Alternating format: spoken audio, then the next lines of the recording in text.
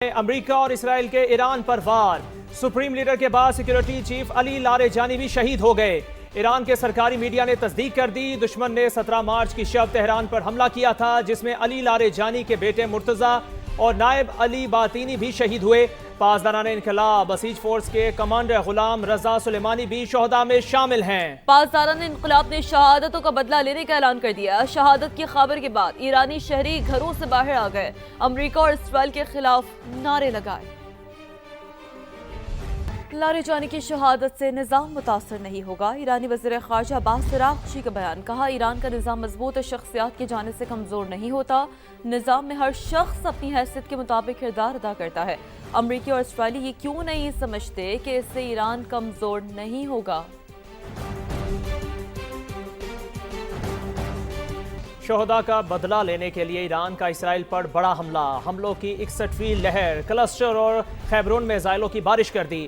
تل ابیب اور یروشلم میں متعدد مقامات پر آگ بھڑک اٹھی، 2 اسرائیلی ہلاک، متعدد زخمی، کئی گاڑیاں تباہ، عمارتوں کو بھی نقصان پہنچا۔ تل ابیب میں ریل اسٹیشن بھی نشانہ بنا، ٹرین سروس معطل ہو گئی۔ خطے میں امریکی تنصیبات بھی پاسداران انقلاب کا ہدف، قطر میں ڈرون اور میزائل حملے، متحدہ عرب امارات کا بیلسٹک میزائل اور ڈرون تباہ کرنے کا دعویٰ۔ ابوظہبی میں میزائل کا ملبہ گرنے سے پاکستانی شہری جاں بحق ہو گیا۔ الفجیرہ بندرگاہ کے قریب ٹینکر پروجیکٹائل سے نشانہ بنا، آگ بھڑک اٹھی۔ بغداد میں امریکی سفارت خانے پر 2 بار ڈرون اور راکٹوں سے حملہ کیا گیا۔ سعودی عرب نے چند گھنٹوں کے دوران 7 ڈرون مار گرائے۔ کویت کا 24 گھنٹوں میں 2 میزائل اور 13 ڈرونز کو روکنے کا دعویٰ۔ جنوبی لبنان سے حزب اللہ نے بھی اسرائیلی شہروں پر درجنوں راکٹ برسا دیے۔ ادھر امریکی طیارہ بردار جہاز آگ لگنے کے بعد مرمت کے لیے بحیرہ احمر سے یونان روانہ ہو گیا۔ عرب میڈیا کے مطابق ایران نے گزشتہ ہفتے جیرالڈ فورٹ کو میزائلوں اور ڈرون سے نشانہ بنایا تھا۔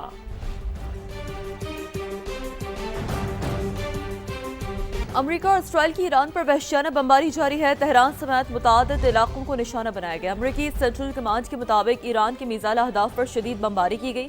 ابنا ہرمز کے قریب ایرانی تنصیبات کو نشانہ بنایا، زیر زمین اور مضبوط اہداف کو تباہ کرنے والے 5000 پاؤنڈ وزنی ڈیپ پینیٹریٹرز بم برسائے گئے۔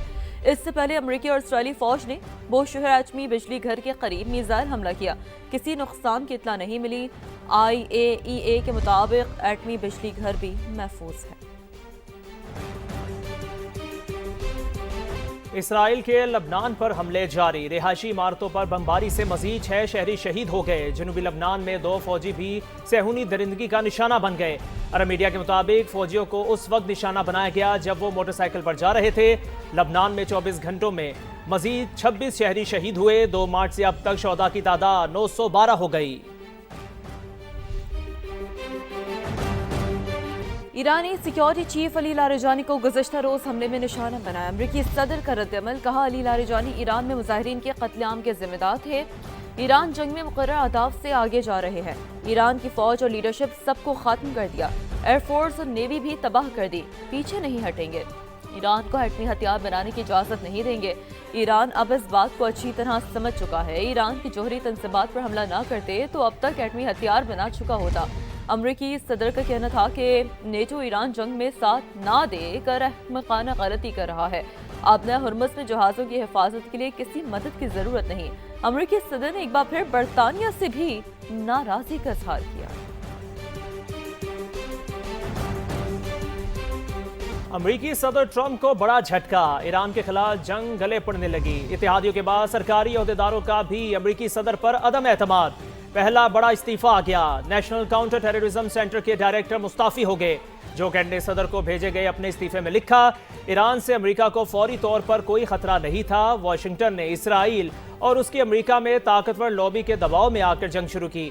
ضمیر کے مطابق ایران کے خلاف اس جنگ کی حمایت نہیں کر سکتا۔ ایران پر جنگ مسلط کرنے کے خلاف دنیا بھر میں آوازیں اٹھ رہی ہیں۔ ایرانی وزیر خارجہ عباس اراغچی کا امریکی قومی انسداد دہشت گردی مرکز کے ڈائریکٹر کے احتجاجاً مستعفی ہونے پر رد عمل، کہا یورپ اور امریکہ میں ایران پر حملوں کو غیر منصفانہ قرار دیا جا رہا ہے، مزید ممالک کو بھی ایران کے موقف کی حمایت کرنی چاہیے، عالمی برادری کو مشترکہ دشمن کے خلاف متحد ہونا ہوگا، اس جنگ کے اثرات دنیا پر بھی مرتب ہو رہے ہیں۔ اب آپ کو بتائیں، عرب اور مسلم وزرائے خارجہ کا ہنگامی اجلاس آج ہوگا۔ اجلاس میں مشرق وسطیٰ کی کشیدہ صورتحال پر غور ہوگا۔ जंग बंदी और कशीदगी कम करने के इकदाम ज़ेर गौर आएंगे। अरब और मुस्लिम ममालिक मुश्तरका हिकमत अमली बनाने की कोशिश करेंगे। तवानाई सप्लाई और आबनाए हुर्मस की सिक्योरिटी भी एजेंडे में शामिल। मीडिया रिपोर्ट्स के मुताबिक कुछ ममालिक सालिसी का किरदार अदा करने की पेशकश कर सकते हैं। अपडेट करें आपको, अरब और मुस्लिम वज़राए खारजा का हंगामी इजलास आज होगा। इजलास में मशरिक़ वस्ता की कशीदा सूरत हाल पर गौर होगा। जंग बंदी और कशीदगी कम करने के इक़दाम ज़ेर गौर आएंगे। अरब और मुस्लिम ममालिक मुश्तरका हिकमत अमली बनाने की कोशिश करेंगे। तवानाई सप्लाई और आबनाए हुर्मस की सिक्योरिटी भी एजेंडे में शामिल। कुछ ममालिक सालिसी का किरदार अदा करने की पेशकश कर सकते हैं। इलाक़ाई कशीदगी पाकिस्तान सालिसी के लिए तैयार है। वफाकी वज़ीर इत्तलात अताउल्लाह तारर ने ऐसा कहा है। पाकिस्तान मुख्तलिफ शराकतदारों के साथ बातचीत में शामिल है। खित्ते के ममालिक के साथ सालिसी का किरदार अदा करने के काबिल हैं। खित्ते में कशीदगी कम करने के लिए मुखलसाना किरदार अदा कर सकते हैं। ख्वाहिश है खित्ते में कशीदगी कम करने में किरदार अदा करें। वफाकी वज़ीर इत्तलात अताउल्लाह तारर का अल जज़ीरा टीवी को ये अहम इंटरव्यू है, तो आपको अपडेट कर रहे हैं। इलाक़ाई कशीदगी पाकिस्तान सालिसी के लिए तैयार है। पाकिस्तान मुख्तलिफ शराकतदारों के साथ बातचीत में शामिल है। खित्ते के ममालिक के साथ सालिसी का किरदार अदा करने के काबिल हैं। खित्ते में कशीदगी कम करने के लिए मुखलसाना किरदार अदा कर सकते हैं। ख्वाहिश है खित्ते में कशीदगी कम करने में किरदार अदा करें। वफाकी वज़ीर इत्तलात अताउल्लाह तारर ने अल जज़ीरा टीवी को ये इंटरव्यू दिया। इंटरव्यू में सालिसी के हवाले से हम बात की, पाकिस्तान के मौक़िफ़ की बात की। उन्होंने कहा है इलाक़ाई कशीदगी पाकिस्तान सालिसी के लिए तैयार। तुर्किया मशरिक़ वस्ता में जंग खत्म करने के लिए मुतहर्रिक। तुर्क वज़ीर ख़ारजा हाकान फिदान का रवा हफ्ते दौरे करने का ऐलान। कहा देरपाम के लिए दोस्त ममालिक से बात करेंगे और उन्हें तजावीज़ देंगे। तुर्किया मशरिक़ वस्ता में होने वाले जंग की मुखालिफत करता है। इसराइल की जानिब से ईरानी रहनुमाओं का कत्ल गैर कानूनी है। मौजूदा जंग आग का घेरा है जो खित्ते के लिए खतरा बन चुकी है।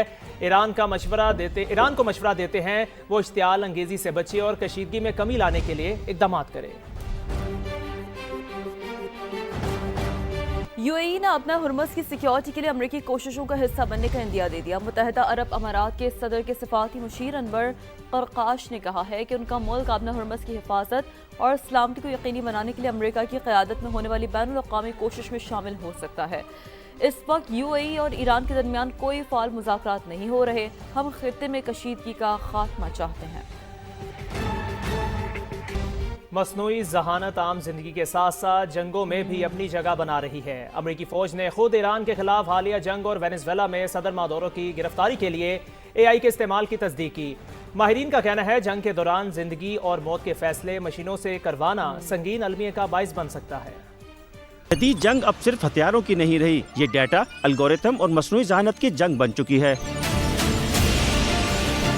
अमरीकी फौज ने ईरान के खिलाफ जंग में जदीद AI टूल्स के इस्तेमाल की तस्दीक की। वेनेज़ुएला में भी अमरीकी फौज ने तेज तरीन ऑपरेशन के लिए AI का इस्तेमाल किया था, जो सैटेलाइट, ड्रोन और दीगर डाटा का चंद सेकंड में तज्जिया कर लेते हैं। AI की मदद से अहदाफ की शनाख्त और हमलों के फैसले की रफ्तार कई गुना बढ़ गई है, लेकिन यही रफ्तार खतरात भी पैदा कर रही है। एल्गोरिथम की गलती से शहरी हलाकतों का खदशा बढ़ जाता है। नाकदीन का कहना है कि जिंदगी और मौत के फैसले मशीनों के सुपुर्द नहीं किए जा सकते। मैदान जंग से बाहर प्रोपेगेंडे के लिए भी मसनूई जहानत का भरपूर इस्तेमाल किया जाता है। इसराइली वज़ीर-ए-आज़म नेतन्याहू ने कई दिन मंजर से गायब रहने के बाद वीडियो पैगाम जारी किया, लेकिन जल्द ही मालूम हुआ कि वो मसनूई जहानत से बनाई गई वीडियो थी। सवाल अब ये नहीं कि AI जंग में इस्तेमाल होगी या नहीं, असल सवाल ये है कि इस ताकतवर टेक्नोलॉजी को इंसानियत के असूलों के तहत कैसे काबू में रखा जाए।